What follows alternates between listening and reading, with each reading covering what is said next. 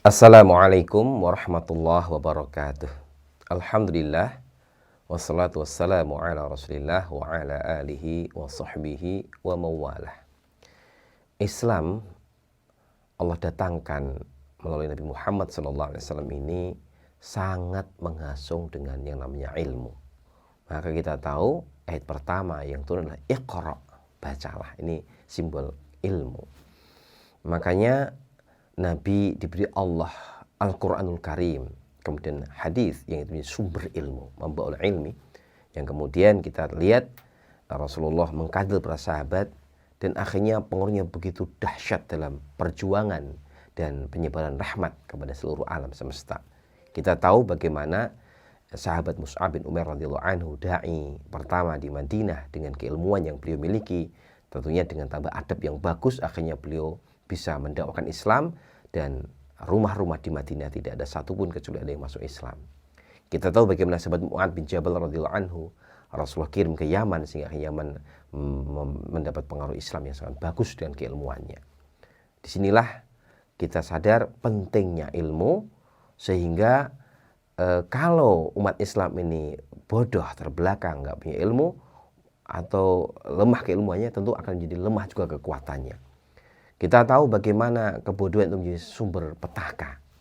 Di antaranya kita tahu bagaimana seorang Abdurrahman bin Muljam yang ahli ibadah, ahli sholat, ahli siam, ahli tilawatil Quran, tetapi keilmuannya dhaif, dangkal. Akhirnya salah mengambil kesimpulan sampai akhirnya menganggap sahabat Ali bin Abi Thalib radhiyallahu anhu sebagai sahabat yang kafir, dan akhirnya dibunuh oleh Abdurrahman bin Muljam. Membunuh seorang menantu Rasulullah, orang yang dijamin oleh Rasulullah masuk surga, dan merasa beribadah. Ini adalah kebodohan yang luar biasa, akhirnya menjadikan seperti itu.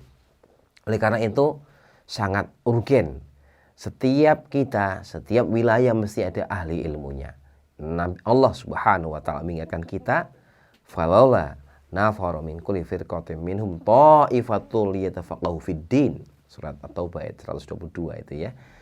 Hendaklah setiap kelompok umat ini, orang ini, ada yang beberapa orang yang berangkat untuk tafaqquh fiddin, mendalami agama, yang nanti agar apa?